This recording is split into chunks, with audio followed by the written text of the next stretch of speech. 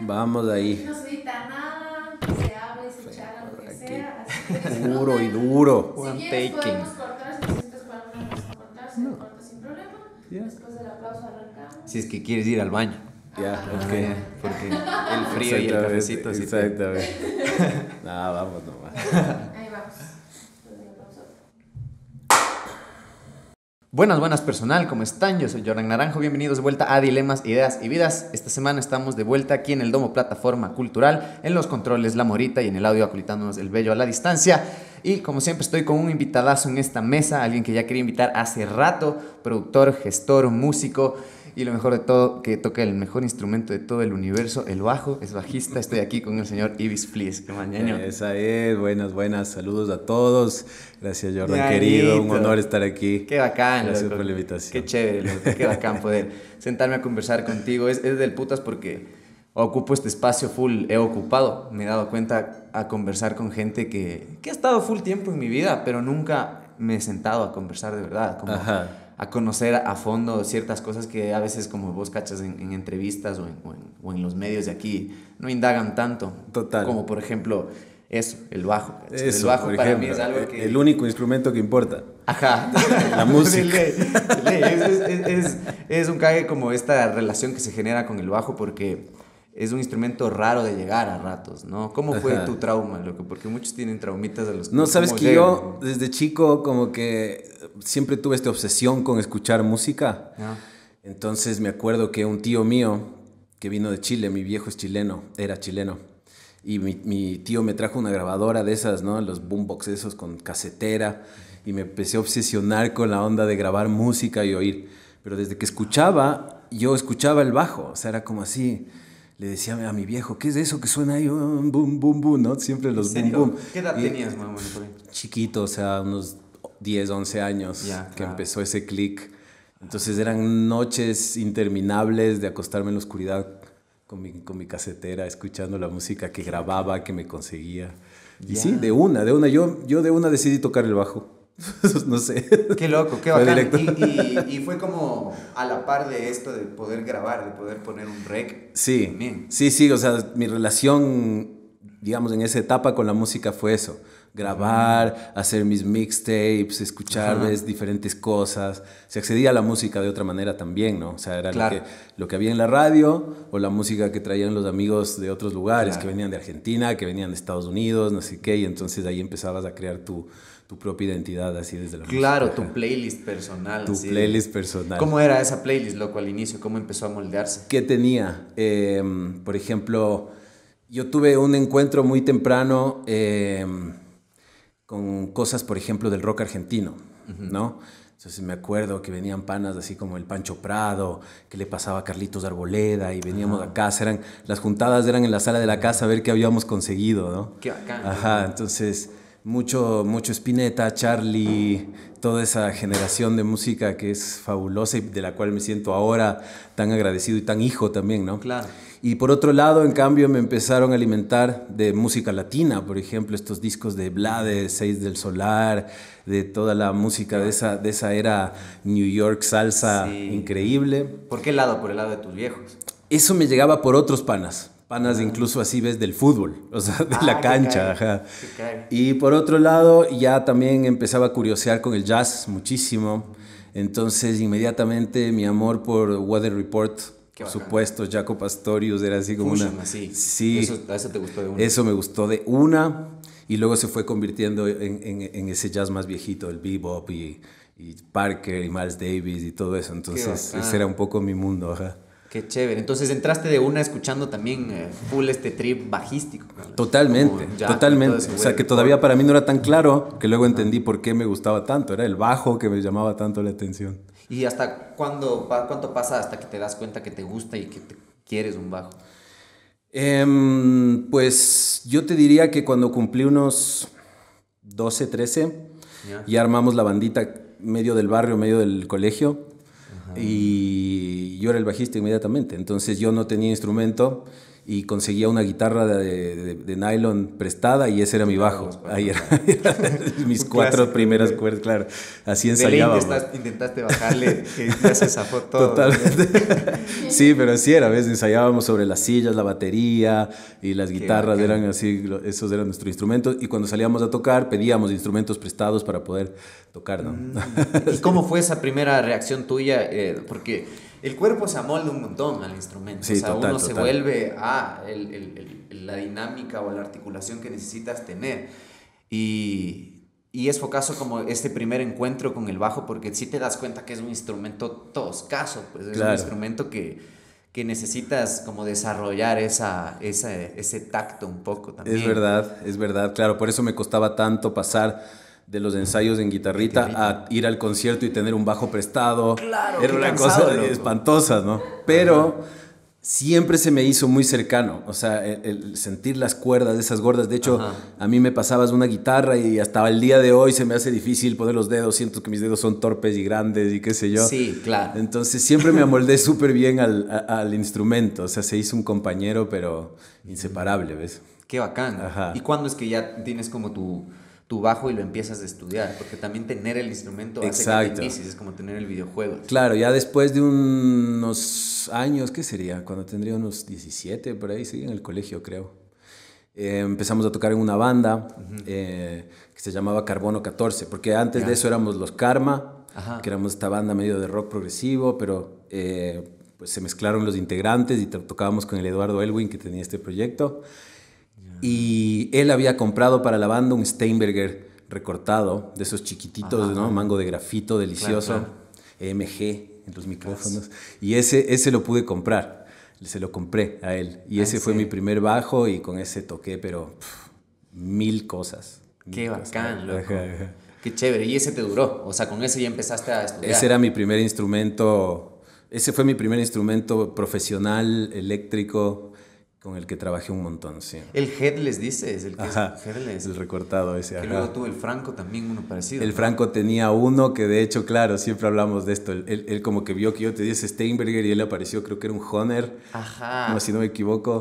Y siempre era, oh, yo tengo este bajo por tu culpa, me decía. Simón, algo así me había contado él mismo también. Sí. Total, es que éramos todos chicos, pues. Claro, o sea, en esos años eran los primeros años de los Miletos, nosotros los Karma, estos otros proyectos, había una efervescencia de la música creada, de la música moderna, se empezaba a crear una identidad y claro, compartíamos los escenarios en todas partes. Claro. Había una suerte de comunidad muy, muy, muy bacana, muy, muy cercana. Claro, y hasta por el mismo hecho de tener un instrumento ya te hacía un lazo con otra persona, que no era algo muy común como ahora, que también como que ya las academias, las universidades... Súper distinto. Te encuentres en todo lado. Claro, o sea, ahí no había nada, no había escuelas de música, casi no había espacios para tocar, se hacían estos conciertos que eran conciertos grandes, o sea, Plaza de Toros, pero eran conciertos de covers, ¿no? Plaza de Toros llena, pero todos tocando covers. Y claro, éramos de este crew que te digo, ¿no? Que empezamos a mover la música claro. propia. Ajá. Y claro, con el espanto de la gente que dice, ¿y estos manes por qué están tocando esta cosa tan rara, no? Pero sí, esa generación fue... No quiero decir con esto que antes no había otras cosas, obvio que había. O sea, hubo promesas temporales, hubo muchas otras cosas. Pero en ese momento se generó un movimiento, porque además eran los años un poco que empezaban MTV, por ejemplo, ¿no? Entonces había mucha influencia de esto, ¿no? Del rock y de esta postura ante la vida, sobre todo, ¿no? Claro. Y sí, o sea, ahí como... Aquí, por ejemplo, había un show de televisión que se llamaba Video Show, que era como la ventana de la música local a sonar en el país, ¿no? Aparte de la radio, ahí ponías tus videos. Entonces salías en Video Show y tu carrera se transformaba en una cosa más nacional, de alguna forma. Qué loco, claro. Espacio, Qué locura, qué foco como esas épocas donde, o estos momentos, porque sigue pasando, eso es loco de aquí que vivimos como en un loop de estos procesitos que cambia como un poco, se globaliza un chance como la comunicación de alguna manera, como tú dices en lo de MTV, es como un salto que exponencia como un poco las bandas y como que influencia bastante para que exista más movimiento. Lo que pasó acá con las redes también en la época, un poco en el indie también, que hubo también este empujoncito, como que hay estos estos turbos que Sí, meten sí, un sí. rato como la Sí, escena sí, acá. sí. Total. ¿Cómo era eso en tu época, loco? ¿Cómo fue eso de empezar a crear y empezar ya a componer tus temas? ¿Cuándo te topas tú con esa necesidad de aquí, si es que la influencia era en realidad hacer covers?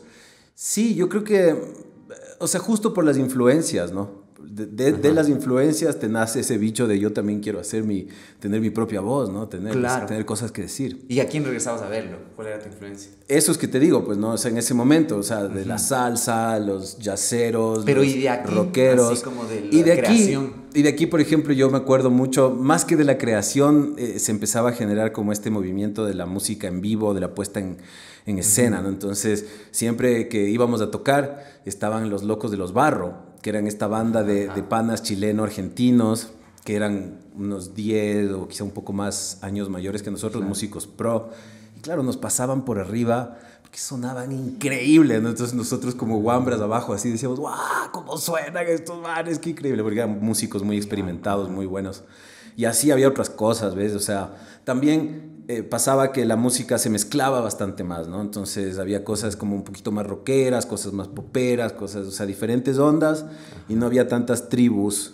Quizás en el rock más pesado siempre fue como un nicho, ¿no? Aparte. El metal y todo Ajá. así era como un nicho un poco más separado, pero todo esto se movía como en una bolsa en busca de un, yo creo que puede ser identidad, que eso se traducía Claro. también a la gente, ¿no? Porque cuando tú estás chico y tienes entre tus 12 a 17, estás en eso, pues buscando tu punto de conexión con la vida, ¿no? Entonces, ahí creo que la gente también empezó a conectar como comunidad, ¿no? Con su música y decir, ah, tenemos música, qué increíble.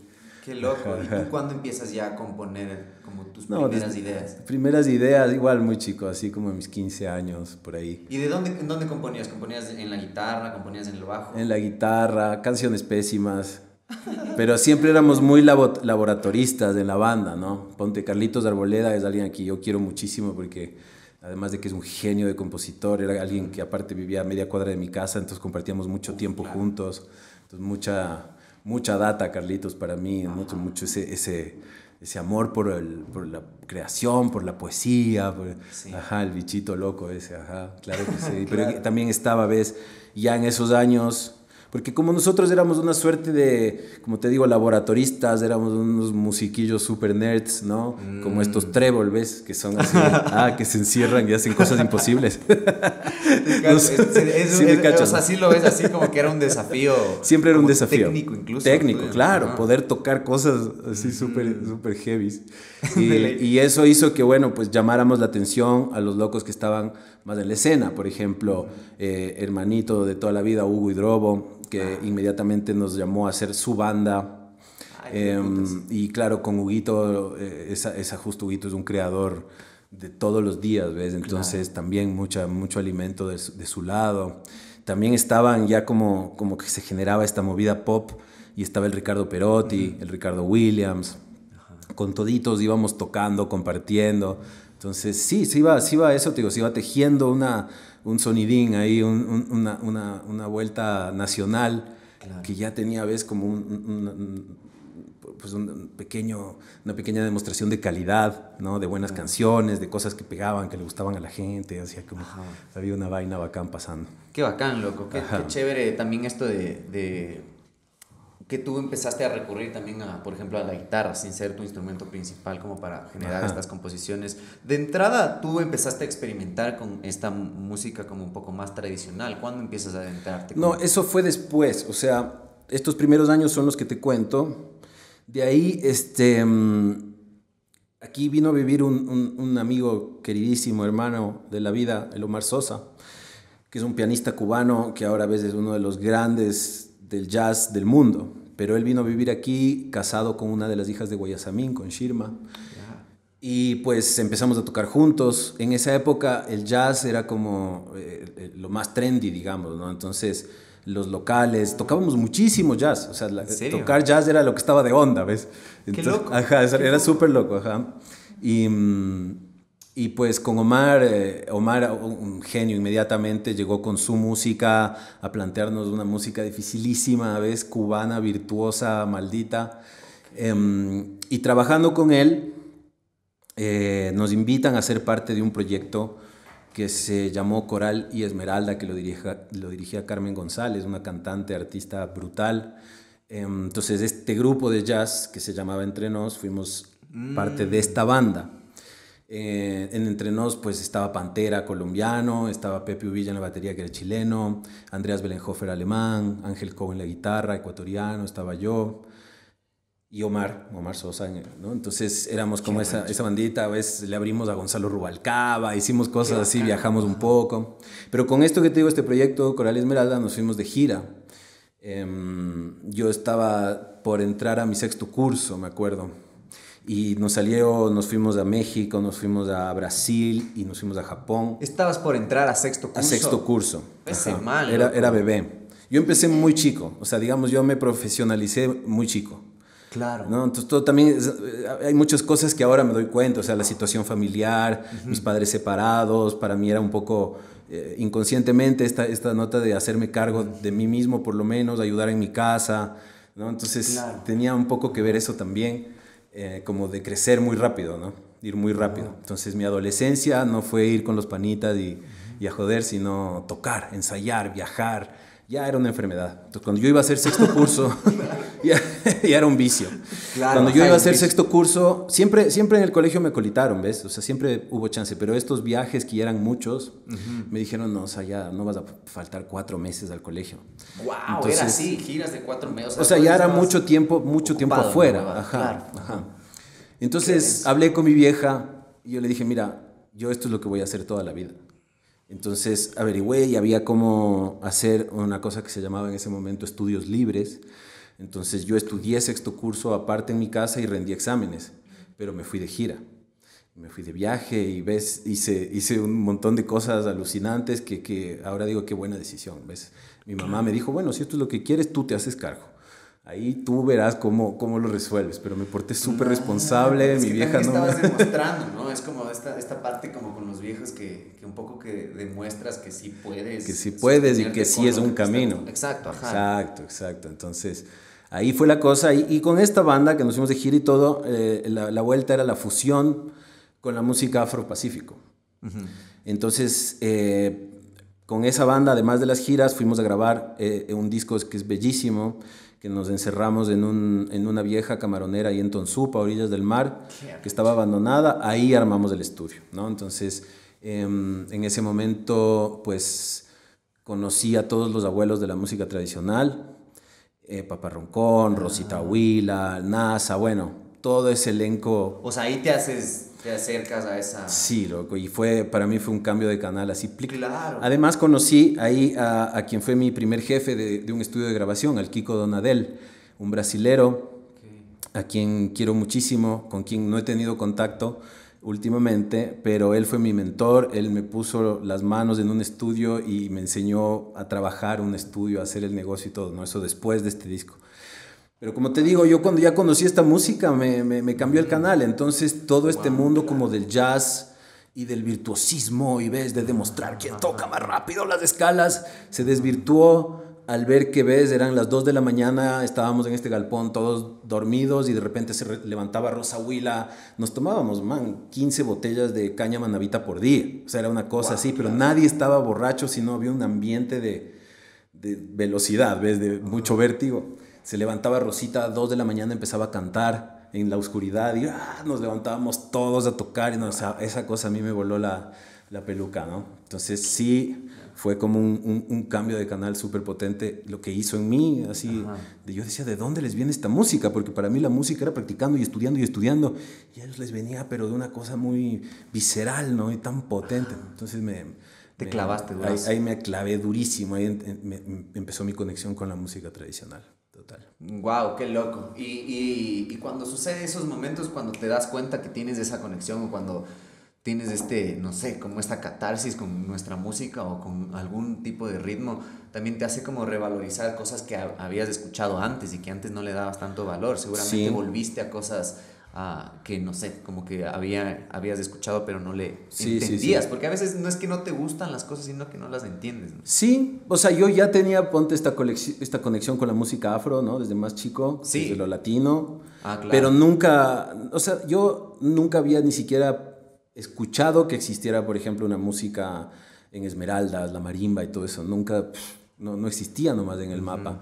O, por ejemplo, mismo la música indígena, que era algo que veías con cierta distancia, pues no estaba involucrada en nuestros colores, ¿no? De esta cosa que te digo que se formaba, sino que siempre había como esta brecha, ¿no? Un poco social, hasta clasista, ¿ves? Claro. O sea, se veía separado, siempre separado. Y claro, a mí me tocó mucho el lado afro y por otro lado, otro de mis ñañitos de la vida, que es el Cristian Mejía, Claro. que fue cantante de Karma. Él se fue a Berkeley y él en su proceso en Berkeley allá empieza a conectar con la música indígena. Ah, qué loco. Ya en claro. Berkeley, imagínate, ¿no? Ajá. Entonces, cuando él vuelve, pues nos volvemos a encontrar a nivel de hagamos un estudio, seamos productores, hagamos discos y empezamos a darnos cuenta que teníamos los dos estos contenidos, ¿no? Yo más afro, él más indígena y todo el bagaje que ya teníamos del jazz, del rock y toda la pendejada. Y ahí es que empezamos a hacer la grupa como esta banda de fusión, ¿no? De estos colores, ajá. Qué chévere. Cuéntame un poco de eso. ¿Cómo empezaron a botar sus primeras ideas? Como a tratar de tener este pizarrón donde anotan todo, donde botan todo y lo empiezan Como a éramos probar. unos guambras así bastante nerds, así como te digo, éramos Claro. como muy estudiosos, ¿ves? Era bien pensado lo que O hacían. sea, pensábamos, sí, lo pensábamos un montón y también nos sentíamos como muy responsables de hacerlo, entonces no lo queríamos hacer mal. Entonces nos metimos, ¿ves? A clase de cosmovisión indígena, de quichua, Wow. a clases de marimba, de danza, de toques, de entender toda la vaina, ¿ves? La mitología, entender mucho del tema para poder utilizar estos elementos y empezar a jugar. Entonces hicimos un pequeño home studio con el Chris, que era por ahí por la Carolina, la Shiris, por esa zona. Y me acuerdo que estábamos produciendo un disco del Ricardo Williams, que era un artista que ya no sé si se acuerden, pero el Ricky era también como muy cercano, entonces estábamos trabajando su disco, entonces nos veíamos todos los días. El Ricky nos presta una Tascam 4-track de cassette, viste que los cassettes tenían L y R en un lado y el LR al otro lado, entonces esas caseteras hacía que tenga una cabeza de 4 canales y se hacían los dos lados de un solo de 4 canales, pues en un solo recorrido. En esa casetera empezamos a hacer nuestros primeros demos y me acuerdo claramente que hicimos una de estas rolitas, quizás la primera de la grupa, que se llamaba Las Fiestas de San Juan, donde ya descubrimos que la cosa sanjuanera y el andarele esmeraldeño se fusionaban bellísimo, con un poquito de funky, no sé qué, pero en ese 4-track hicimos nuestros primeros, empezamos a jugar con estas fusiones, ¿no? Descubriendo cómo funcionaban entre sí, o sea, la cosa afro, la cosa indígena, la cosa mestiza, la cosa... Ajá, ahí empezamos. Y es muy loco porque te empiezas a dar este encontrón en el hacer, como en este encontrón hasta... No sé, tú igual tocando el bajo te das cuenta de este encontrón rítmico que sufre también la música cuando fusionas justo el San Juan con un andarele, con cosas más ternarias y algo que está más en binario, empieza a haber esta polirritmia bien bacán que ustedes la utilizan un montón. Uf, a full. A full. Y son como de los únicos proyectos que fusionan esas cosas como de interponer las dos métricas totalmente, a la vez. Totalmente. O sea, creo que mucho, ves, de la música tradicional se basa en estos ritmos más ternarios, pero también la música popular, a pesar de que ya es más binaria, ¿no es cierto?, siempre tiene como esa raíz, ¿no? Entonces, esto lo ves muy evidente en la bomba del Chota, por ejemplo. La bomba que tiene como este medio trip que parece a ratos cumbia, o sea, pero si ya le mueves un poquito hacia el 6 y es como... Y es como el sabor de la vaina, ¿no? Entonces, yo cacho que ahí hay como una conexión, como profunda, ¿ves? De la comunidad, del ser humano, una cosa natural que nos hace sentir, no sé, pertenencia de alguna manera, creo yo. Sí, ¿no? Y el ritmo también creo que es una cosa súper humana. Totalmente. Full primaria. Sí. Primario, la voz y el tambor. Por ahí te fuiste, claro. ¿Y cómo fue esos primeros experimentos? ¿Lo pensaban un montón en este ritmo con este ritmo y fusionemos y tratemos de rockearle un chance, funkearle un chance? Sí, ¿cómo era ese proceso? Yo creo que en ese momento, grabamos bastantes cosas, o sea, con la grupa llegamos a tener muchísimas canciones. Full canciones. Full canciones. Y en esa primera etapa de Wambras locos experimentadores y grabamos un disco que todavía no está publicado y que recién lo vamos a poner en redes. Porque imagínate, en esos años aparecen estos nerds de lentecitos, todos así, no sé qué, tocando como música afro, música indígena. Entonces grabamos este disco que es como una obra experimental muy interesante. Ahí estaban las cosas como ves, Mal Marido, Te Conozco Mosco, Transesmeraldas, así esa música que cuando la pusimos en vivo generó como primero una sorpresa en el público, pero una conexión salvaje, ¿no? Pero grabamos este disco que luego se nos hizo imposible publicarlo porque íbamos, por ejemplo, a los medios... ¿Cómo es este disco? Páginas, ¿cómo es? Le nombramos Inmortales Páginas de nuestro repertorio. Así se llama. Qué buen nombre, loco. Qué de putas. Oye, pero ese lo planean publicar. Eso lo vamos a sacar ahora a redes, ahora, ¿no? A las plataformas y esto, ¿no? ¿Reedition o...?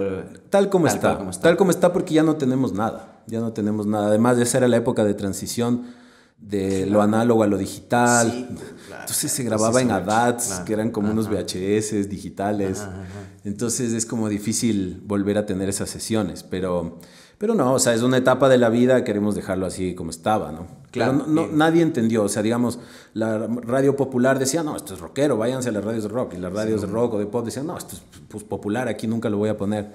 Entonces eso nos pegó un frenazo y nunca lo pudimos publicar en ese momento. Pero creo que es una pieza como importante porque fue como destaparnos la cabeza y destaparle la cabeza a la gente, romper esa brecha de la que te hablaba, ¿no? Y decir, wow, esta es mi música, loco, increíble zapatear, increíble.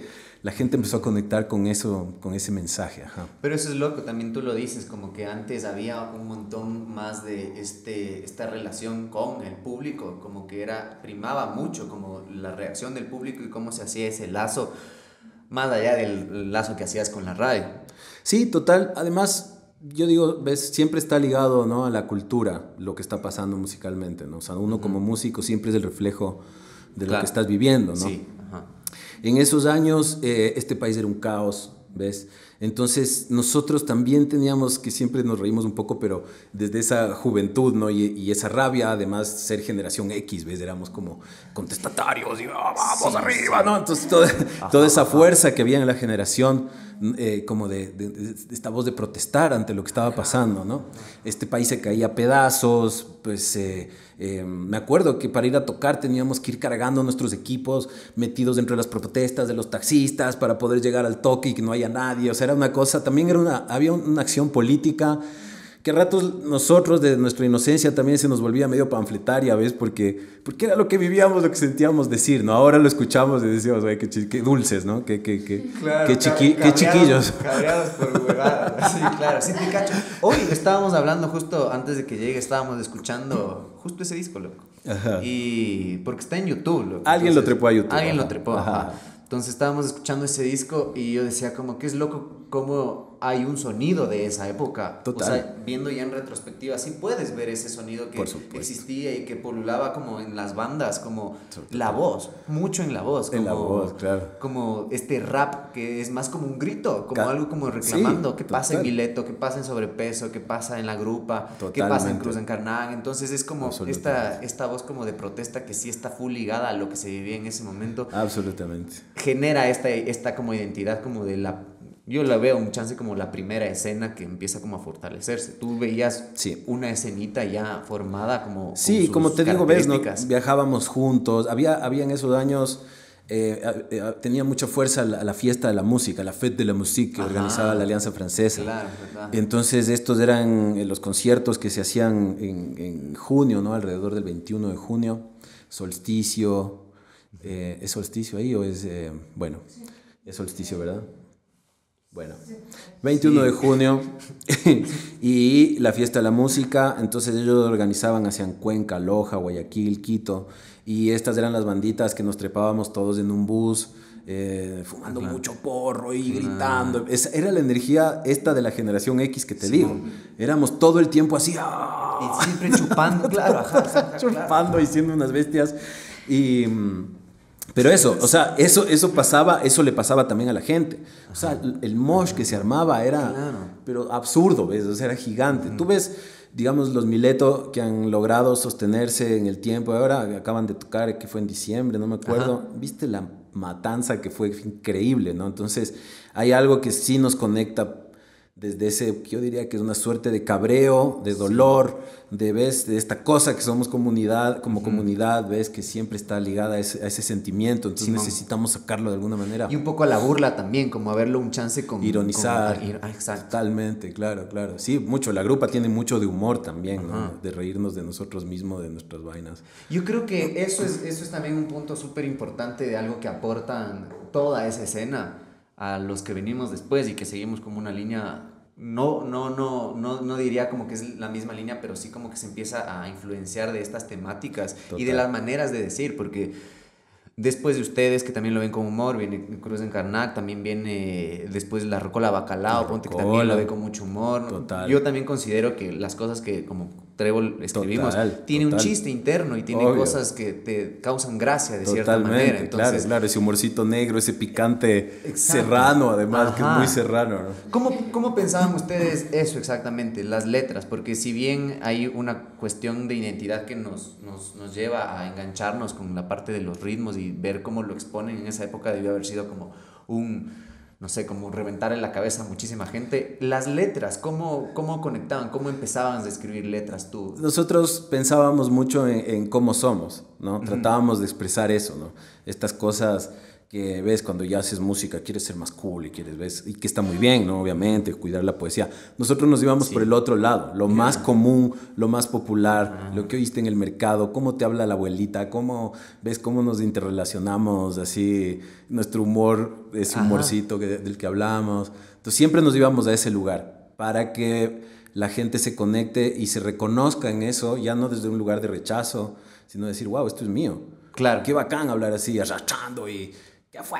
O sea, todos esos colores, ¿no? Que te digo, o sea, cuando nosotros éramos más chicos, se rechazaba. Y no había, claro. Y no había, simplemente no estaba en el mapa de los ingredientes que escogías para hacer música. Claro. Ajá. Qué bacán me parece justo esas vertientes de cómo decían las cosas antes, porque eran bien diferentes. Cada banda, entre cada banda, lo decían bien distinto. Como, no sé, justo en la misma época era Mileto, pero era una cosa bien poética, que es lo contrario, que eran palabras que ni siquiera entendías qué pasaba, qué estaban diciendo, pero la estética de la palabra... Muy crack. Y la voz del Pablito. Claro, y es como que las sí. maneras, ¿no? Pero justo encontrar tu voz y encontrar la manera en cómo lo haces, me parece súper bacán. Estaba escuchando ayer justo los discos también y tenía la curiosidad de saber cómo eran estos detonantes de los temas, porque a veces creo que también partían un poco de algún canto tradicional y se iba armando. Sí. O muchas veces algunas también, veces eso, sí. O sea, tenían esos dos sistemas, como partir de los ritmos o partir de los cantos de cierta cosa. Por supuesto. Como Agua, por ejemplo. Por ejemplo, Agua es básicamente un canto tradicional, porque ves, por ejemplo, en la música afro, estos cantos son como de todos, ¿no? No hay como un compositor del agua, sino que este canto tradicional que tiene como estos, digamos, coro y respuesta, ¿no? Entonces el coro siempre es el mismo y la respuesta la hace el cantor. Yeah. Cada cantor tiene su manera de decir, pregón, como el cosa pregoneo, así. su respuesta al coro, ¿no? Entonces, eso era mucho también nuestra forma de hacerlo desde ese lugar, ¿no? Entonces, el coro se mantenía como tradicional y nosotros le poníamos ya el condumio de chapas desgraciados, políticos de mierda, ¿me entiendes? Qué arrecho, claro. Claro, le cambias como un poco la idea de hacia dónde va, un poco como la sí, porque también es como... canto. O sea, a ver, siempre se discute esto de la apropiación cultural, eso de la cual yo no estoy de acuerdo, pero ni un poco, porque si no, ¿cómo haces cultura? O sea, me parece muy bien la gente que quiere conservar, ¿ves? Estas formas, pero en su momento esas formas fueron la representación de un tiempo, de un espacio, de una cultura, de un enlace social, ¿no es cierto? Yo creo que cada vez que uno reinterpreta o retoma o reutiliza, ¿ves? Y lo hace a su momento y su tiempo, le está dando vida a la cultura.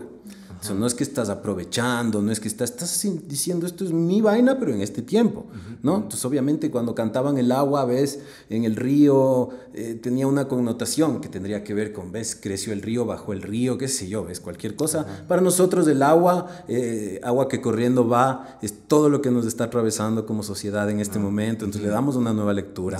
No quiere decir que en ese momento nosotros pretendemos ser negros o pretendemos, ves, ponernos poncho y transformar. No se trata de eso, sino de decir, aquí habito, esta es mi tierra, esta es mi cultura, y la pongo en un lugar de lo que nos pasa en este momento, ahora. Entonces eso genera una conexión también. ¿Te has topado full con esa crítica, tal vez, de la apropiación? Sí, o sea, imagínate que nosotros en esos primeros añitos de la Grupa hicimos una versión de este yarabí que se llama Puñales. Simón, ¿qué? Y es bellísimo porque en ese momento todavía estaba vivo Gonzalito Benítez de los Benítez Valencia. Entonces, Puñales es una canción de su padre, de Ulpiano Benítez. Ajá. Y a nosotros, en ese momento era alcalde el Roque Sevilla, y pues Roque, pues ves, ya tiene a Miguel Sevilla, que es su hijo, entonces había una vinculación con la música. Ah, no jodas, qué obviamente. Entonces fue el Roque y su mujer, que por ahí nos oyeron y dijeron, no, esto tiene que estar en Reina de Quito, esto es la cosa, esto es lo nuevo, es la identidad. Entonces nosotros súper guapos nos fuimos a tocar en Reina de Quito, Puñales. Esta versión, y pobre Gonzalo Benítez al día siguiente estaba llorando literalmente en Radio Quito, diciendo que habíamos destruido la música nacional. Entonces sí nos enfrentamos muchísimo a eso, ¿no? Pero creo que eso es algo que yo pienso que para eso está, ¿ves? La cultura está para hacerla, para manosearla todos los días y mantenernos unidos. De hecho, mientras más nos alejamos de eso, estamos más dispersos, más desconectados. Yo diría que el sistema siempre busca eso, ¿no? Tenernos distraídos. Sí. Porque si estuviéramos todos los días meciendo la misma olla, ¿ves? El mismo cocido, la misma fanesca, eso nos mantiene juntos, comiendo lo mismo, ¿ves? Entonces ya, mientras más invasión uno tiene de otras narrativas, diría yo, porque eso es colonización, ¿no? Claro. O sea, MTV y las pelis gringas y Rambo y Superman y los libros y la educación, de repente era todo en inglés. Entonces nos colonizaron culturalmente y nos pareció perfecto.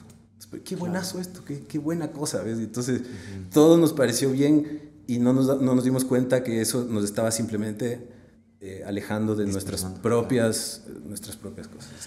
Yo tengo ahí estado pensando últimamente de que cuál es el trío de que aquí no logra cuajar una identidad, tanto en sonido como en un montón de otras expresiones que no la tenemos o la tenemos bien dispersa.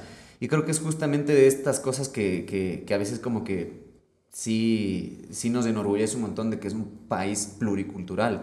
¿Vos crees que esa pluriculturalidad es lo que hace que no logremos tener una identidad en conjunto como país? Porque hay muchas identidades conviviendo en el mismo lugar.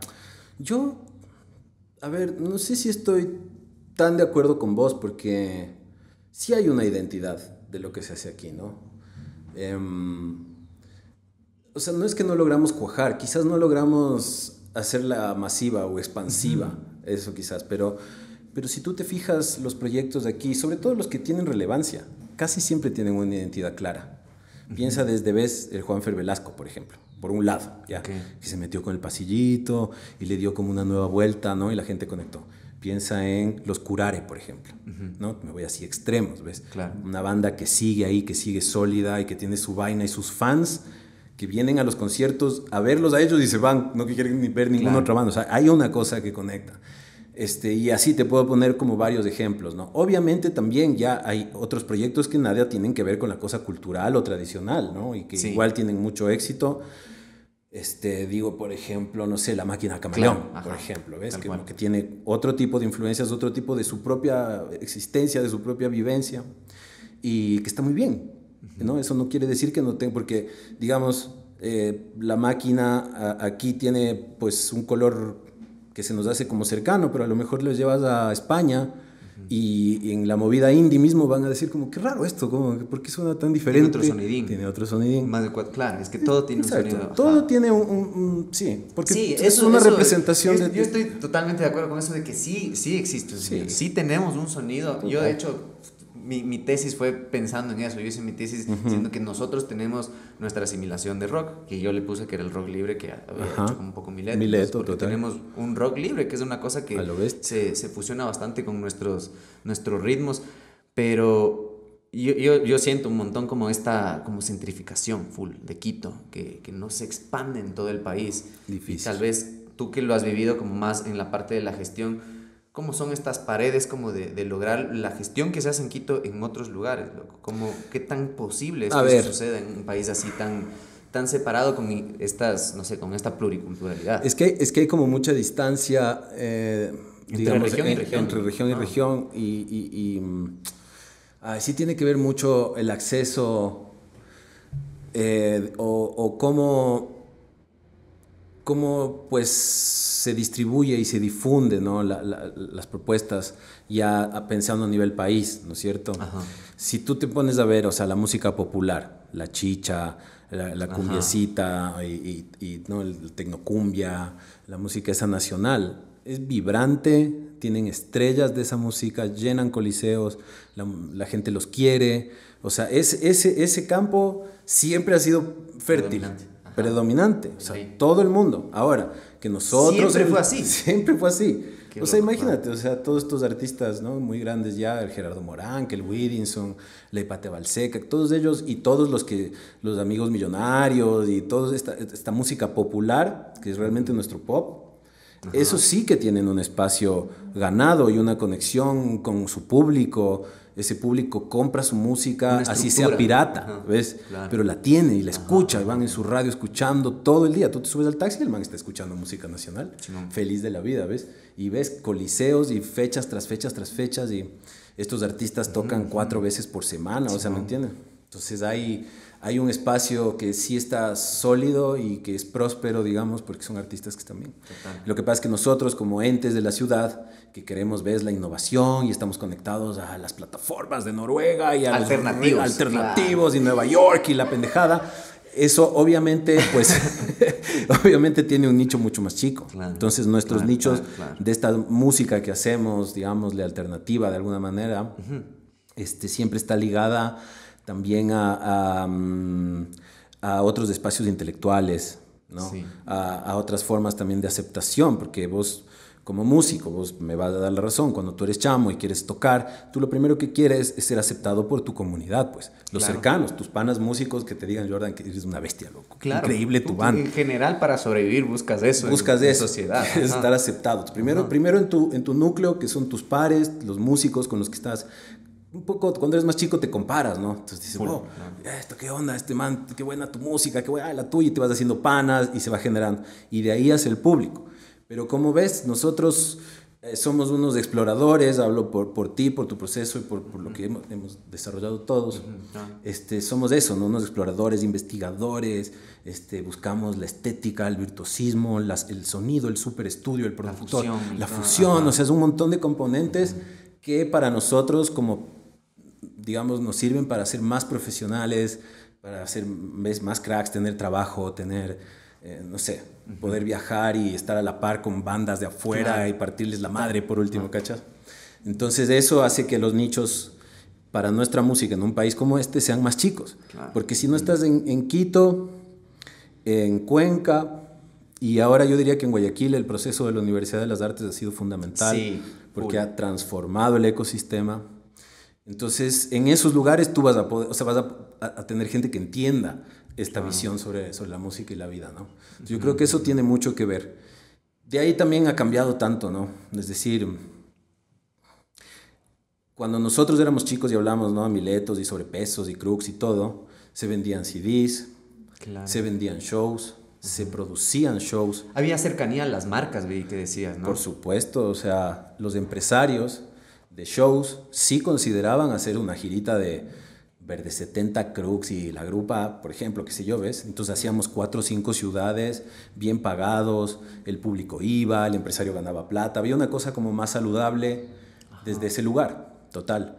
Ahora ves el internet, digamos, yo ahora como un poco el tío Ibis, que estoy un poco mayor, recibo a mis amigos en el estudio, amigos a los que produzco o amigos de la música que vienen y me dicen, loco, me saco la madre haciendo un discazo, que es verdad, pero nadie se entera, ¿no? Es como, es tanta la música, los chicos son tan digitalizados, pero no están en su scroll, no están como pasando a través de Trevor, La Grecia Albán, Guanyucta Tonic, sino que están viendo Bad Bunny y Drake y Dua Lipa, porque esa es la fuerza de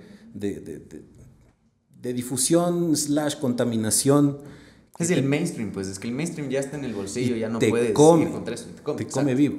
Entonces eso también es un problema que dificulta, ¿no? El que le llegue a la gente y le toque el corazoncito. Focas, qué loco. Sí, es como que todo es muy, muy al revésado acá, por eso es como muy difícil, como que estos cimientos, si no estaban como bien construidos antes, como tú mismo dices ahí por alguna entrevista, que aquí lo que siempre faltó fue estructura, como que los engranajes nunca estuvieron girando bien. Como desde la conexión y la comunicación de medio, artista, de managers, o sea, los rubros que se empezaban a crear. Tú mismo, desde que empezaste a ser productor, seguramente no existía tanto el rubro de productor aquí, o ni siquiera no existía. Había. O sea, yo siempre le jodo a Chris Mejía, le digo, ¿te imaginas lo que hubiéramos sido nosotros si había un productor? ¿No? Claro. Alguien que nos hubiera dicho, locos, están cantando como él. ¿Me entiendes? ¿No? Alguien que te hubiera dicho, man, va por aquí, por acá. No éramos nosotros ahí de onda, sintiéndonos, pero ves, los mejores del mundo y realmente valiendo un poco en muchos sentidos, ¿no? Pues es que es un averiguar por vos mismo, y claro, como que a veces la labor del productor es toda la experiencia que ese productor te puede hacer saltar un chance esos pasos, ¿no? Justamente es eso, ¿no? Entonces no había esa figura. Ahora hay muy buenos producers, o sea, de todas las edades y en todos los rubros. Eso es muy chévere, pero pues a partir de que tienes un buen disco, el resto del engranaje es súper flaco. Empieza a flaquear durazo, claro. Todas las bandas sueñan con encontrar un manager, por ejemplo, ¿no? Entonces, siempre el manager es la hermana, el mejor amigo, el papá, que son gente que confía, ¿no? Y que le apuesta y le mete todo, y que muy difícilmente podrá vivir de eso, por lo menos un lapso corto de tiempo. Entonces es difícil tener alguien de prensa o de medios, un manager y gente que pueda apostarle loco por 5 años cuando tienes que papear, ¿no? Entonces eso dificulta muchísimo que se desarrolle. Prensa especializada, hay alguito ahora, pero no hay algo que realmente nos esté conectando. No hay una revista, aunque sea digital, que la gente diga, no, la quiero tener para enterarme el último chisme de los Total. No pasa eso. O sea, qué loco que es eso que yo veía también en esta entrevista que tienes con el Hernán Guerrero, que es tremenda. Es que el Hernán es una bestia. Entonces Hernán básico. Justo eso de, por ejemplo, tomándole al Hernán y tomándole, no sé, como al Pablito Rodríguez, que era una bestia también, genio, que total. para mí era se le extraña. Una terapia, era conversar con el man y que el man te haga una entrevista, era súper bacán. Se le extraña, muy pro. Justo, era eso, es periodismo como especializado en algo, y veía que hablabas de esto de que aquí nunca un periodista o el periodismo ha tratado de internacionalizar esa voz, porque eso también ayudaría a ganar cancha como identidad de lo que está pasando acá en otros medios. Imagínate, yo siempre me acuerdo de esto porque claro, llegaba yo a los medios al principio como un chamito que llegas asustado a las radios, están estos locutores y todo esto, uno se cohíbe full, ¿no? Claro, porque no te dejan ni hablar, ¿no? Y cuéntanos, Ibis, ¿cómo no sé cuánto? No, bueno, a mí, pero bueno. Y vos decías, totalmente. Pero con el tiempo, esos locos también ya se fueron haciendo personas amigas, conocidas, ¿ves? Entonces yo llegaba y les decía, chicos, ¿por qué no le estamos apostando a nuestra música? ¿Por qué no le dan palo? ¿Por qué no le meten así 10 veces al día a cada cosa que lanzamos para que realmente sea un boom? Y claro, me decían, no, mira, siempre el típico pretexto, no, yo tu música lo oigo en mi carro. Yo no puedo poner tu música en la radio porque se me van las marcas. Claro. Entonces, yo tengo que poner, ¿ves? Marc Anthony y Carlos Vives, porque eso es lo que me piden. Y esa es la presión de las multinacionales, que ves, si no le pones, porque te dicen, soy la multinacional, te digo, mira, yo te tengo Carlos Vives, pero también me tienes que poner estos otros 5. Llámese Fonseca, por ejemplo, ¿no? Que, digo, estoy hablando totalmente, solo estoy imaginando, pero las multis tienen el poder de decirte, ¿quieres los artistas grandes? Me pones los míos en desarrollo. Entonces sí desarrollan los artistas más chicos.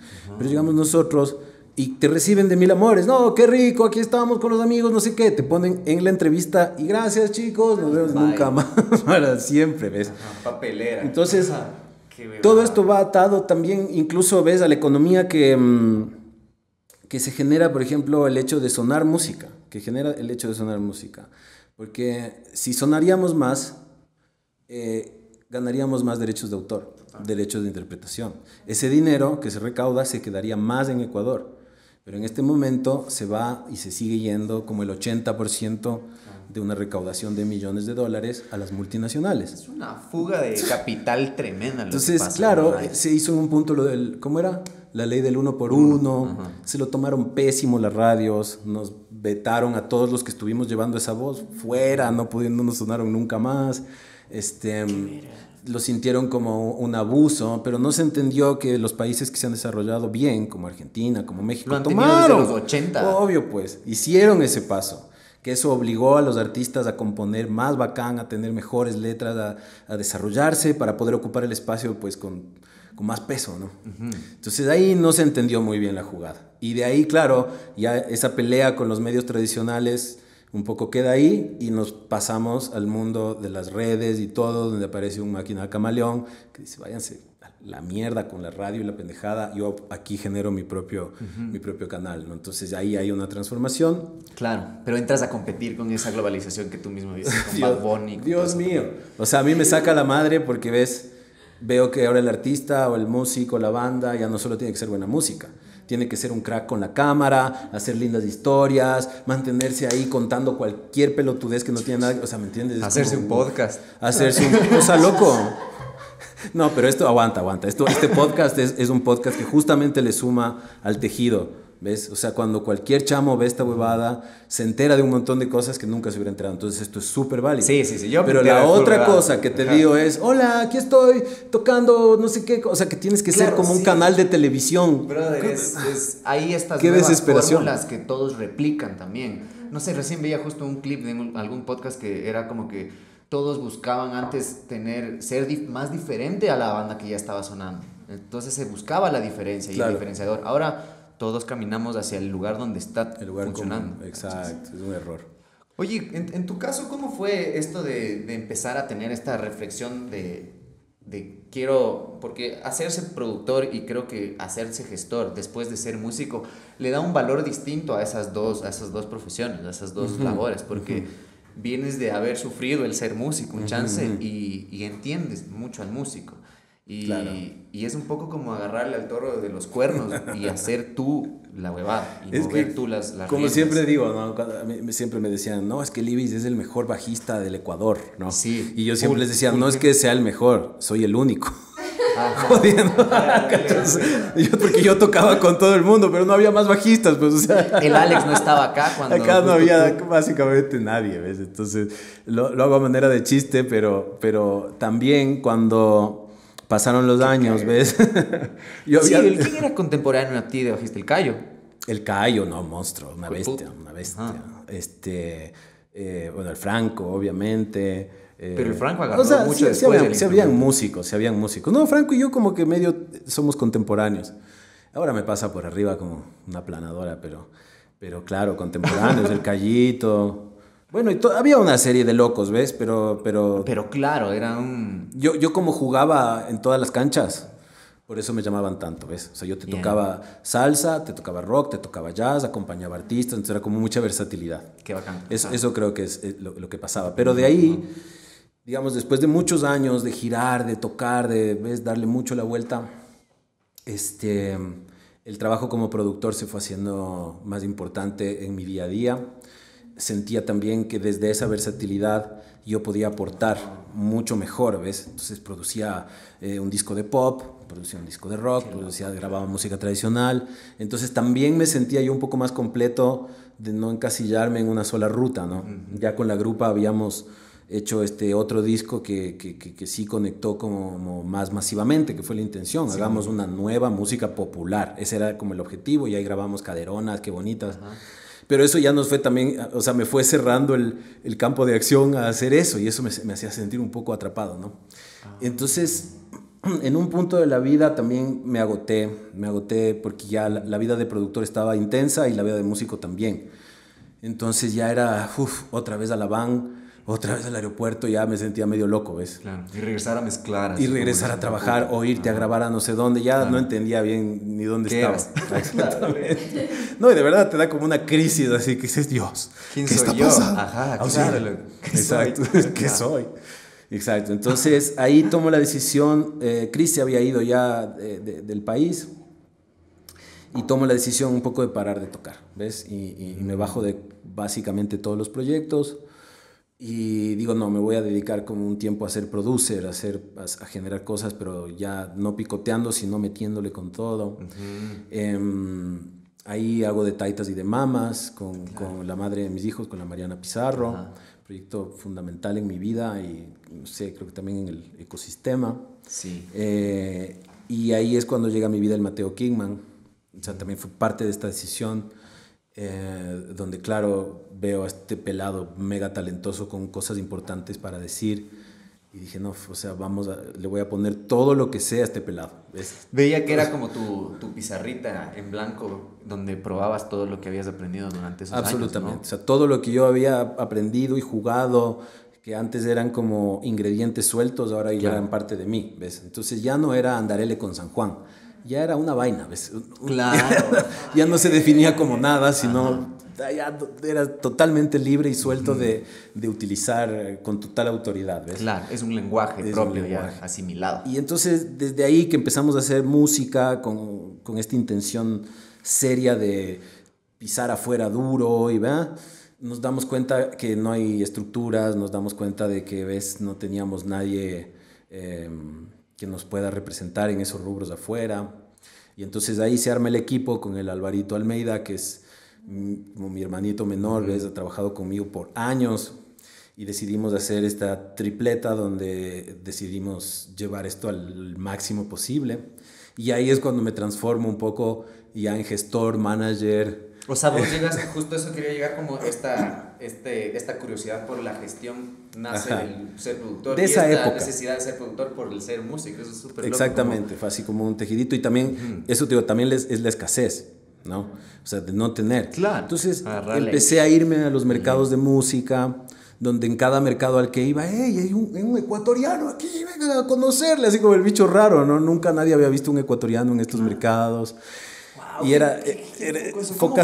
¿Cómo fue eso para vos? Como tus primeros mercados, ¿cómo fuiste preparado? Cero, pues, o sea, imagínate, no cachábamos nada. En ir y cagarla, porque realmente, ves, yo llegaba primer mercado, entonces llevaba todo mi folio de cosas que había hecho acá, que aquí habían sido muy exitosas, ¿no? Llevabas todo ahí medio como podías, ¿no? Así, pero ya llegabas allá y te dabas cuenta que los otros estaban, en otro nivel de todo. Cómo te presentaban, cómo tenían sus riders, cómo estaba todo clarísimo, y vos decís, Dios mío, no, yo no traje nada, no, la próxima nos vemos. Entonces fue como una curva de aprendizaje, fue toda una inversión de ir a muchas vueltas, y en esas vueltas también conocer a gente muy, muy importante, gente que yo admiraba, gente que veía tan lejos, porque en ese momento como ecuatoriano uno veía todo lejísimos, o sea, que el Tuiti González, que el Iván Benavides, que no sé quién eran así gente que uno admira tanto, el Mario Broger, no sé qué. Marito ya había venido, ya éramos amigos, pero bueno, todo era como eso, se veía lejano, ¿no? Como muy imposible, ¿no? Como llegar a conocer a Michael Jackson, que dice, no, esto no va a pasar. Claro, pero de repente en estas cosas te empiezas a encontrar con esa gente. Sobre todo porque están como cercanos a la música que tú escuchabas, como esta música argentina y la música, ¿no? Que hacían ellos, ¿ves? La música que ellos hacían que a mí me mataba, entonces yo decía, wow. Claro. Entonces sí, se empezaron a hacer conexiones que se convirtieron en amistades, en mentores, en gente que te siente y te dice, mira, no, o sea, esto no es por ahí, llévale para otro lado. Entonces cada vez que iba a un mercado regresaba y les decía, chicos, estamos pésimos, vamos de nuevo, y volvíamos a grabar y volvíamos a producir y hacíamos de nuevo nuestro press kit y hacíamos, vamos, siguiente mercado, así, y ya medio, pero esto, está creciendo, entonces ya medio nos paraban bola, nos íbamos profesionalizando. Sí, cachaba yo cuando empecé a escucharle al Mateo, que tenía otra vuelta. Ese de cambiarle un poco la sonoridad, porque ya tenían grabado cosas con el material. Ya habíamos que nunca grabado salieron. cosas que no sacamos, justamente para no Y eso meter fue la una pata. reflexión de ir y volver. Claro. ¡Wow! ¡Qué loco! Claro, porque era justamente nuestra intención era poder pisar mercados afuera, así como de verdad, ¿no? Entonces ahí pues ves, dejamos alma, vida, corazón, billetera, todo para aprender, para cachar. Y claro, ahí me di cuenta que una cosa es lo que uno hace para satisfacer su mercado local, que está muy bien, ¿ves? O sea, tú puedes ser Los Divididos o Spinetta y satisfaces tu mercado local y eres un dios. O puedes ser alguien que se quiere codear con este otro círculo de gente que está haciendo música quizá más globalizada o más iberoamericana, ¿no? Donde entiendes cuáles son los puntos y los lenguajes, te das cuenta cuántos panas están en la misma que tú. Tantos, ¿ves? Tantos. Porque uno ve solo los que están sonando. Pero en cada país hay, loco, cientos de locos investigando, probando, tratando. Entonces sí fue entender qué es lo que estábamos haciendo bien, qué es lo que estábamos haciendo mal y cómo podíamos realmente empezar a colarnos con estos otros círculos, ¿no? O sea, me acuerdo tanto que con el Mateo sentíamos de esto, él sobre todo sentía, a mí no me quiere nadie en Ecuador, decía, todos los panas de la música me rechazan, él se sentía rechazado. Simón. Entonces yo le decía, pero tranquilo, porque tus panas de la música ahora son el Mató, ahora son los no sé quién, ¿ves? Y era como otro círculo de gente que en cambio decían, oye, pero esto está buenazo, ¿qué es lo que están haciendo ustedes? ¿No? Entonces fue también como cambiar el canal y olvidarse de esta aprobación que hablábamos hace un rato, que uno quiere sentirse parte de su comunidad y te vas a otra comunidad de una, que es una comunidad de multipaíses, de multiculturas, de gente solo haciendo música también, por último, ¿ves? Claro. Solo haciendo música buena, que así seas chino o no conozcas el idioma, dices, oh, esto está interesante, ¿no? Entonces, Claro, loco. Ajá. Y qué foco también veía que tú hablabas mucho de que te tocó controlar mucho como la ansiedad de sacar el proyecto, sobre claro. todo del Mateo. Es que eso pasa y es súper normal. O sea, natural, claro. El artista quiere sacar su música. Y ya quiere tocar. Y ya quiere salir a tocar. Pero también eso fue un aprendizaje, ¿ves? Ahí, por ejemplo, conocí a mi pana Grant, Sid Dull, con quien fundamos Aya Records. Con ZZK. ZZK, él tenía ZZK de la cumbia electrónica. Sí. Y mira que loco, yo ya había ido a varios mercados intentando, ¿no? Buscando un sello para sacar la música. Ibas al sello y te decía, ya, buenísimo, pero ¿tienes planes de, por ejemplo, venir a girar a Europa? ¿Ya tienes booking? No, pero estoy viendo. Entonces, bueno, cuando tengas el booking, yo te publico el disco. Entonces iba al booking. Chicos, estoy aquí con esto, a ver, para buquearme, pero ¿estás seguro cuánto te va a invertir? ¿En qué países te va a sacar la disquera? Entonces era una cosa, estaba total. Claro. Una red en la que entendí. Red de acciones. De acciones, ajá. Y de acciones donde a la final la gente quiere ganar plata. Claro. Entonces hay gente que es súper cruel y dice, mira, tú me puedes traer así el nuevo disco de los Beatles. Me decían los más, puede ser la música más hermosa del mundo, pero si tu estructura no está clara y con todo claro, a mí no me interesa, me decían, no me sirve. Entonces fue así, era bandazos de agua fría. ¿Cómo era tu proceso como para asimilar esos aprendizajes? Porque también es una, como decías, como al principio San Juan con Andarele, pero después se vuelve un lenguaje. Y yo creo que también los procesos del music business y todas estas cosas de las estructuras, también al principio es como leer, cachar qué anotaste y tratar de luego volver un proceso normal tuyo. Sí. ¿Tú cómo hacías eso? ¿Cómo asimilabas? ¿Te anotabas las cosas que tenías que hacer? De ¿Cómo todo. Reflexionabas sobre lo que tenías que De todo. anotar? Siempre había como estas, a veces que son estas puñaladas que son las que más te enseñan, Claro. ¿no? Como lo que te acabo de contar. Que son, claro, cosas que no esperas, pero cuando son más crudas es cuando dices miércoles. Claro. No, entonces, pero también algo que, por ejemplo, detectaba yo, y es que el hecho de no tener las estructuras nos hizo ser como un caldo de cultivo de música muy interesante. Ajá. Como país. Ajá. Entonces, muchas de las reacciones del mercado de afuera, y te digo de verdad, yo también recibía, ¿no? Porque me juntaba con gente, no había cosas tan interesantes así de los países, ¿no?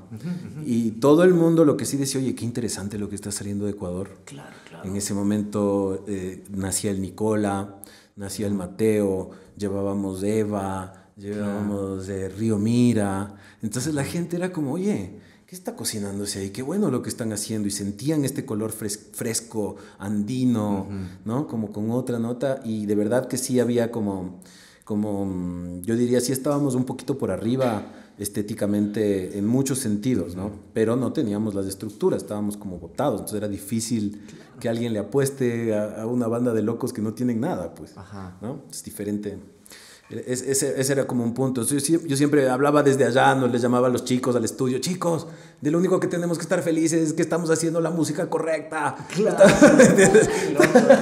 Te juro. Te juro que es una cosa que creo que es muy natural al regresar a ver cómo se está haciendo música en otros lados, que yo también me di cuenta yendo a Argentina. Estuve pocos meses y las bandas que veía y cómo tocaban y cómo se movía la escena, yo decía como que chucha, aquí sí hay bandas mucho más interesantes de lo que está sonando ahí, porque allá igual hay esta cosa de que van todos al montón, están haciendo trap, hay Catriel, hay Woz, hay Trueno, vamos todos a esa misma nota. Entonces aquí sí premia esto de ser un poco diferentes todavía, como que por estar encerraditos. Por estar encerraditos. Totalmente. Y por tener que ser un poco todólogos de toda esta nota y como tener que estar avispados. O sea, lo que tú sí ves cuando empiezas a ir a estos mercados es que, por ejemplo, en un mercado conoces a Catriel, por ejemplo, que es un bebé, y te das cuenta que pasaron 5 años y el man está llenando el Luna Park. Claro. ¿Cachas? Que aquí tú eres un bebé y tu techo es, chuta, no sé, 500 personas en algún lugar y se acabó, no hay un más allá, ¿ves?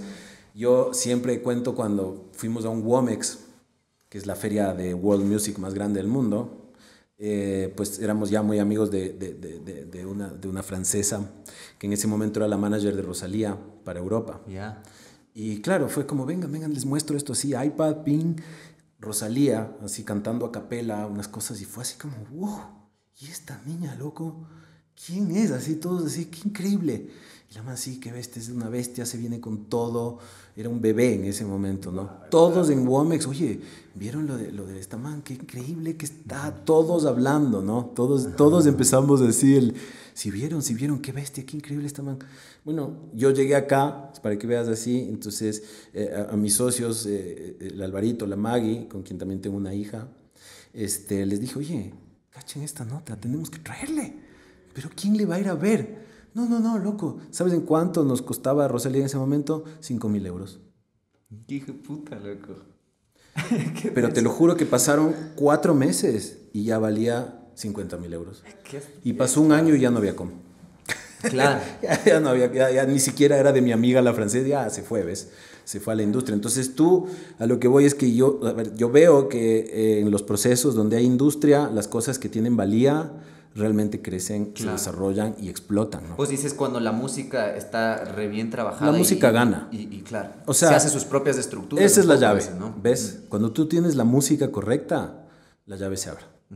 Totalmente, porque si tienes la música correcta, seguro vas a encontrar una estructura en otro país, un manager que te crea, una disquera, pero tiene que ser esa vaina, ¿ves? O sea, tiene que tener esa cosa que a pesar de que no tengas nada, el que escucha diga, wow. Claro, quiero porque nos vamos para arriba. Sí, yo ya que también decías que sucede el otro lado, ¿no? Que no está bien la música, pero eso cuesta más camello. Y sí hay cómo, pero cuesta muchísimo más camello y mucha más plata en promoción. No, imagínate. Meterla. No, totalmente. Para mí, o sea, digamos, lección de la vida es que la música gana. Siempre gana la música, ¿ves? O sea, en el rubro que sea, no importa el género que hayas escogido, si tú le metes con todo a la música y realmente tienes tracks que ya en el estudio se te paran los pelos, ¿no? Que oyes y dices, wow, esto qué bestia, la va a partir, loco. ¿Me entiendes? Esa sensación. Yo creo que ahí está la llave de la puerta más importante. Si no tienes eso, pucha, la inversión y la gestión se hace pesada, se hace difícil. Es que vos también eres full músico. Entonces, yo vengo de ahí. De que suene bien la huevada. ¿Tú crees que el instrumento sí te dio una visión distinta como productor o que el instrumento que toca un productor sí le moldea desde cómo empieza a armar sus planes? Totalmente. En tu caso, ¿cómo es, por ejemplo, donde ves reflejado esto de ser bajista? Más allá de la versatilidad que dices. Sí, o sea, el bajo es este vínculo, ¿no? Con la percu, este vínculo con la armonía, este vínculo con la melo. La bisagra, Estás en una bisagra, ¿no? Simón. Entonces tienes una panorámica permanentemente. O sea, tu forma de interactuar es panorámico. tienes que estar como atento de todo lo que Sí, pasa, no. ¿no? Si eres el guitarrista, estás ahí en la tuya, las chicas, los solos. Claro, Pues sabes, mientras te sostengan, o si eres el Simón. cantante, ves, también estás en la tuya, pero aquí si tú no eres realmente ese vínculo, se puede caer la banda, ¿no es cierto? Si tú no eres ahí, ¡pam!, ¿no?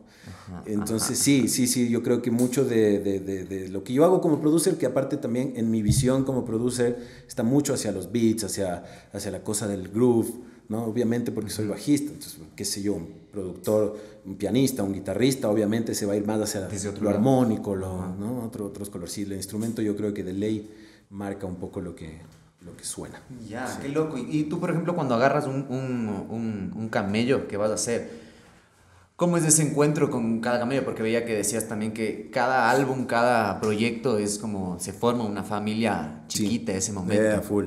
Para siempre, además. Exacto. ¿Y cómo tú empiezas esa relación? Porque tú al ser como el productor necesitas ciertas herramientas para empezar a trabajar y para poder empezar a pintar sobre lo que ya te están dando. Pues con el tiempo me he dado cuenta que lo más importante, pues como te dije, es la música, ¿no? De entrada. Entonces, si yo siento que lo que tengo como fuente, ¿no? de inicio, primero es algo que si hay materia prima donde yo puedo sumar, donde siento que, pucha, conecto y siento que veo cositas, ya empiezo como a tirar anzuelos, ¿no? Si no, yo realmente digo, no, ¿sabes qué? ¿Sí te ha pasado? Sí, claro. No, yo aquí no es algo que vaya con mi pana, no sé quién, ¿ves? Entonces, como que soy muy honesto de entrada en relación a lo que estoy percibiendo, ¿no? Ya, qué cague, loco. Me resuena un montón. Alguna vez hablamos con el ajicero que es tatuador, que full gente como por ser buen tatuador quiere que le tatúe cualquier cosa, que cualquier cosa dibuje, pero claro, él tiene como su propio lenguaje de tatuar, entonces hay cosas que te toca rechazar porque en realidad no va a premiar, exacto, no va a sumar. Exacto, entonces también con el tiempo como que me defino como un productor de música popular, ¿ves? O sea como sea, a mí me interesa muchísimo la conexión que genera lo que hago con un público, con una audiencia, ¿no? Así mismo igual, ¿ves? Me gusta también lo experimental, me gustan las cosas puristas, qué sé yo, pero donde siento que aporto realmente es en ese lado donde por la experiencia que he tenido, el trabajo sobre las canciones se ha vuelto como como ves, mi touchcito en la cocina. Ajá, entonces le pongo mucha atención a las melos, a las letras, a las métricas, a las partes, a las formas. Entonces hago mucho esa primera parte antes de ir a grabar. Y luego lo de grabar es algo que se vuelve tan sencillo. O sea, utilizas la mitad de los recursos de instrumentos, de estudio, de todo, porque tienes unas canciones que están ricas, pues, o sea, ya no importa tanto cómo les vistes, ya una base buena. Entonces creo que parto de ahí, muchísimo lo que hago ahora, parte de ahí de tener un gran repertorio, de ver este empuje que tiene el artista. Ajá. O sea, siempre el artista, y siempre les digo, ¿no? Siempre son la punta del tren, ¿no? Claro. Si el artista no tiene eso, nunca va a pasar nada. Por más que tengas la estructura y todo, el artista tiene que tener esa hambre. ¿Te ha pasado que te topas con artistas en los que ya está en un proceso y justamente sucede eso? Hay una traba por ese... Sí, claro. Porque es una cosa hasta de actitud a ratos. Es que es tan fuerte, porque también lo entiendo desde ese lugar, o sea, es tan drenante el hecho de ser el artista, donde tienes que ser la jeta del proyecto y además tienes que estar empujando el equipo y buscando las oportunidades, o sea, es desgastante. Y hay mucha gente que se rompe en ese coso, llegan a estados de depresión, a estados de ansiedad horribles, ya no quieren hacer nada más, desconfían de todo. Es súper común, de hecho, es súper común ese estado donde es que es muy grande la responsabilidad, doctor, porque yo siempre digo que, a ver, uno normalmente siente que hace música, ¿no es cierto? Que eres tú el que hace esta música, ¿no? Mira como mi canción, ¿no? Mi línea de bajo. Sí. Pero también en el tiempo me he dado cuenta que uno es un canal de eso, ¿no? No eres tú, sino eres un instrumento, atraviesa por ti. Por eso, para componer, y lo sabes bien, cuando tú estás más blandito, pensando en nada, las ideas fluyen. Cuando le empiezas a echar cabeza, o sea, tú poniéndole, empieza a trabarse todo y no sale, no entiendes qué pasa. Pero cuando estás blandito, está todo fluyendo, ¿no es cierto? Entonces, ser ese canal, por el que atraviesan melodías, ritmos, y ser ese canal que se para en el escenario y hacerle el delivery, ¿no? Al público, que ves, te conviertes, estás pues 3 metros arriba, la gente te ve así, eres una especie de altar, eres como un santo, ¿no? Sí, no. Entonces, sí. esa cosa... Sí, esta mística que dices. Totalmente, esa cosa para uno es fuerte. Si tú lo ves desde ti, te drena y te mata. Si tú entiendes que eres el canal por el cual esa gracia divina de la música está atravesando para el bien de todos, se vuelve mucho más... Encomiendas un poco la responsabilidad. Exacto. Es como creer en Dios, loco. Pero totalmente, una religión, o sea, es una cosa, yo digo, sí, siempre digo, la música es como un manto sagrado, ¿ves? Es como que pasa por ti y tiras una gran colcha que cobija 5,000 personas así, y todos se sienten abrazados por esa vaina, ¿ya? Entonces, sí, yo siempre recomiendo eso, no pienses que la música eres tú, tratando de ser el más bacán y no sé qué, sino que tú eres un canal por el que atraviesa esa gracia en bien de todos los que te están siguiendo y escuchando, ¿no? Totalmente. Ajá. Qué bacán, loco. Oye, ñaño, medio como para terminar, cuéntame, ¿has vuelto? Se te ha visto un poco más en los escenarios, con Cancán, por ejemplo. Ajá. ¿Cómo ha sido ese regresar al escenario? Que tú mismo también escuché que decías esto de que el escenario es como la gratificación más bacán que tenemos también acá, como que es la parte donde más lo puedes gozar, donde estás haciendo justo ese delivery con la gente y puedes ver la reacción. ¿Cómo ha sido ese volver? ¿Cómo ha sido el volver al bajo? Y se dio así, no me había dado cuenta cuánto lo extrañaba, cuánto lo necesitaba. Claro. Sí, realmente cuando estoy parado en el escenario siento esa conexión divina, así, es como una cosa floto, ¿ves? Donde también veo en esta nueva etapa el escenario como algo mucho más sagrado, ¿ves? Ya no me gusta tomarme nada ni fumarme nada, sino siento como esta sensación de elevación sin aditivos. Y se produjo pues muy naturalmente porque con mis hermanitos los Cancán, con el Pichu que es mi ñaño, pues mi estudio se fue a ocupar un cuarto de su espacio y empezamos a trabajar juntos lo que estaban haciendo de su disco. Entonces al ser parte de la producción pues estaba muy metido en la música y me invitaron, me dijeron, ¿no quieres tocar vos el bajo? Vamos, de una, hermoso. Entonces, como que muy rico, muy gratificante, ¿ves? O sea, no sé si estaría listo ahora para que se vuelva muy grande, como ves, para entrarle otra vez al tour y la van y el avión, porque eso es desgastante y ya voy a cumplir 50 en poco tiempo. Entonces ya no sé, pero en cambio yo siempre digo que si me pudieran teletransportar al escenario, yo sería la persona más feliz del mundo. Claro, que me ahorren el trajín. Que me ahorren el trajín. Pero sí, hermoso. Y mismo con la grupa hemos vuelto un poco a tocar. Sí, a manera ya como de flashbacks. Pero siempre la gana del bichito, se te mete el bichito. Pues ya queremos grabar nuevas cosas. Claro, loco. Sí. Y hay todo este procesito que no existió también, como subir a plataformas, como que la música esté disponible en un sitio oficial suyo. Total. En eso estamos. Ya hay nuestros sitios oficiales, que el canal YouTube, que el Instagram, no sé qué. Que no les movemos bien porque obviamente somos unos abuelitos que no les interesa ese mundo, pero por lo menos ya está disponible, la gente quiere, aprecia. Sí, ahí estamos, ¿ves? O sea, como que también ya es otra etapa de la vida. Claro, debes tener hasta otras búsquedas, incluso con el mismo instrumento, que es lo que estábamos hablando. Totalmente, es otra relación con todo. Ajá. Cuando uno está más chamo quiere otras cosas, ¿no? Y hay que aprovechar esa energía. Es el momento. Que hacerlo. No, totalmente, ese es el momento. Y ahora es como diferente, es más el goce. O sea, ponte con la grupa, nos juntamos y el hecho de vernos, de comadrear, ir a comer juntos, reírnos un montón. Eso fue lo más lindo de salir a tocar de nuevo. ¿Ves? Qué bacán. Ver cómo están todos, qué ha pasado, que los nietos, que la vaina, o sea, increíble. Qué arrecho. Entonces, ¿cuánto tiempo estuvieron en para sin tocar, sin verse? No sé, como 10 años quizás. Claro. Full. Un montón de tiempo, pero fue como andar en bici, ¿ves? Fue como cada uno vino aprendiéndose. Además nos dábamos cuenta que tocábamos una música que para ahora, para nosotros, qué difícil esta vaina, nos toca ensayar full, pero en ese momento estábamos filos, ¿ves? Entonces también fue como darle un nuevo valor a esa música que habíamos hecho, que en un punto ya te cansas y dices, ya otra vez esta vaina. Simón, pero volver a visitarle fue como, oye, esto era divertido, loco, y éramos super nerds y y nos dio un montón de buena onda volver por ese material.